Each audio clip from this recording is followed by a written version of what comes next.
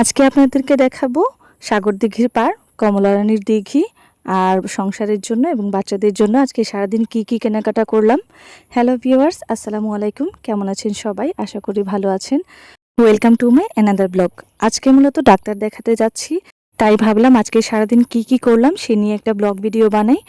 আজকে সকাল সকাল আমরা রেডি হয়ে বের হয়ে পড়েছি, তারপর রাস্তায় দেখলাম কাশফুল, সেই জন্য আমরা নেমে পড়লাম কাশফুল দেখতে। যদিও এখানে তেমন কাশফুল ছিল না, খুব অল্প কাশফুল ছিল, তবুও কাশফুল তো দেখতে খুবই সুন্দর লাগে, সেই জন্য আর লোভ সামলাতে পারলাম না, নেমে পড়লাম কাশফুল দেখার জন্য। এই যে দেখেন আমি একটা কাশফুল ছেড়ে নিচ্ছি, আর এই ফুল ছেঁড়া দেখে আমার বাচ্চা দৌড়ে যাচ্ছে, ছেলেটা, তার এই ফুলটা লাগবে। এই তো আমরা কিছুক্ষণ এখানে সময় কাটিয়ে তারপর এই যে দেখেন পাশেই রয়েছে সাগর দিঘির পাড়, মানে কমলারানীর দিঘির পাড়ের একটা অংশ। যদিও এটা পুরোটা দিঘি নয়, বিশাল বড় একটা দিঘি এটা, তার কিছু অংশ দেখাবো। এটা হচ্ছে পশ্চিম পাড়।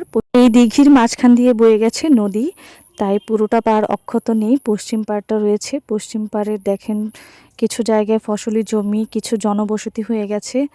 আসলে এই দিঘি আর আগের মতো নেই, আমরা গল্পে যেটা শুনেছিলাম যতটা সুন্দর তেমন আর নেই এখানে। এখানে অনেক বসতি হয়ে গেছে, ফসলি জমি হয়ে গেছে। আমি আপনাদেরকে যতটুকু দেখাচ্ছি ঠিক কিন্তু এতটুক জায়গা জুড়ে যে এই দিঘিটা তা কিন্তু নয়, এটা বিশাল জায়গা জুড়ে। কোনো একদিন আপনাদেরকে দেখাবো এর পাড়গুলো। তো এবার চলে যাব আমার মূল গন্তব্যে। যাওয়ার পথে দেখলাম একটা সুন্দর ফুল গাছ, এটা আসলে কি ফুল আমি নাম জানি না, কিন্তু দেখে এতটাই সুন্দর লাগলো আমি হাতে নিয়ে নিলাম। দেখুন কি সুন্দর। এরপর বললাম চলো সবাই মিলে একটা সেলফি তুলি, সবাই ছবি তুলি। ছবি তোলার কথা বলে আমি ভিডিও করে নিয়েছি, এটা কিন্তু সে জানে না। তারপর আমি আবার রওনা দিলাম। এই যে দেখেন আমার সেই প্রিয় রাস্তা, এই রাস্তা দিয়ে যেতে আমার খুবই ভালো লাগে। আপনারা দেখেই হয়তো বুঝতে পারছেন এই রাস্তাটা আসলে কতটা সুন্দর, চারদিকের পরিবেশ, গাছপালা, ফসলের ক্ষেত সব মিলিয়ে অসাধারণ। এই তো আমরা খুব কাছাকাছি চলে এসেছি, সেই একটা কাজে আমাদেরকে এখানেই রেখে চলে যাবে। আমরা এতটুকু রাস্তা হেঁটে যাব বাসায়, আমি আর আমার মেয়ে। এই সিঁড়িগুলো অনেক খাড়া ছিল, তবুও আমি এই সিঁড়ি বেয়ে উঠে পড়েছি, কিন্তু আমার মেয়ে বলছে যে মা আমি উঠতে পারবো না, আমাকে নিয়ে যাও। সেই জন্য আবার নিচে নামতে হয়েছে। নেমে হাত ধরে আমি মেয়েকে উঠিয়ে নিয়েছি, কারণ যদি সে পড়ে যায় তাহলে ব্যথা পাবে। এই তো আমরা দুজন এবার রওনা দিয়েছি, একটু সময় হাঁটতে হবে, তারপর আমরা পৌঁছে যাব বাড়িতে, মানে মায়ের বাসায়।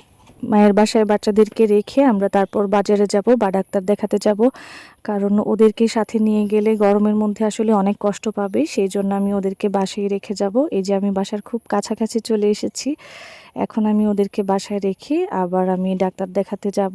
তাছাড়া সংসারের জন্য কিছু টুকিটাকি জিনিস কিনতে হবে, সেই জন্য বাচ্চাদেরকে রেখেই যেতে হবে, তাই বাচ্চাদেরকে রেখে আমি চলে আসলাম বাজারে। এই তো আমি হাঁটছি, দেখছি কোথায় যাব কোথায় যাব, কোথায় গেলে ভালো জিনিস পাওয়া যাবে। এই তো পাশে একটা ভালো দোকান দেখতে পাচ্ছি, সবগুলোতেই অনেক ভালো জিনিসপত্র রয়েছে, তবুও এটাতে আমি ঢুকলাম।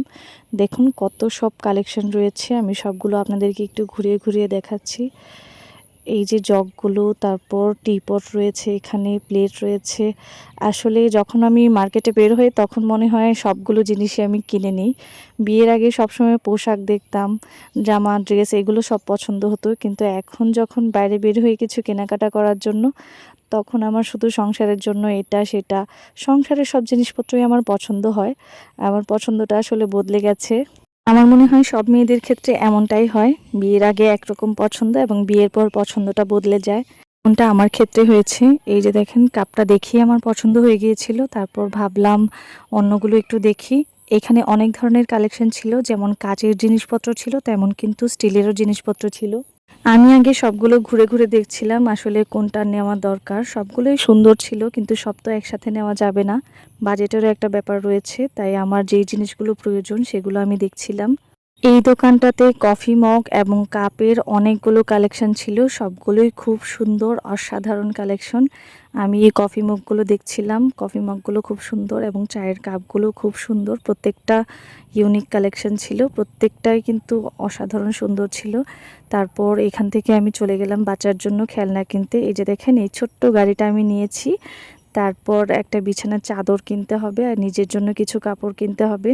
বাসার জন্য আমি এই বিছানার চাদরটা নিয়েছি, তারপর আরও কিছু কাপড় চোপড় নিয়েছি, যেগুলো আসলে ভিডিও করা হয়নি, দেখাতে পারলাম না। আজকে যে জন্য বের হয়েছি সেই কাজটা আসলে হয়নি, কারণ আজকে ডাক্তার দেখাতে এসেছিলাম, কিন্তু ডাক্তার দেখাতে পারলাম না। আমরা যে ডাক্তার দেখাবো ভেবেছিলাম সে আজকে আসেনি। তাই ডাক্তার না দেখিয়ে আজকে চলে আসতে হয়েছে। এই তো বাচ্চাদেরকে নিয়ে আমরা রওনা হয়ে পড়েছি। আম্মু আসতে দিচ্ছিল না, বলছিল একটা রাতের জন্য অন্তত থেকে যাও, কিন্তু কি আর করা। এখন নিজের সংসার হয়েছে, নিজের সংসারের কিছু কাজকর্ম রয়েছে, দায় দায়িত্ব রয়েছে। এখন তো যখন তখন মায়ের বাসায় থাকাও যায় না, এটাই হচ্ছে মেয়েদের জীবন। তো আজকে এ পর্যন্তই। সবাই ভালো থাকবেন, সুস্থ থাকবেন, আর আমার ভিডিওটি ভালো লাগলে অবশ্যই লাইক, কমেন্ট, শেয়ার করে পাশে থাকবেন। আল্লাহ হাফেজ।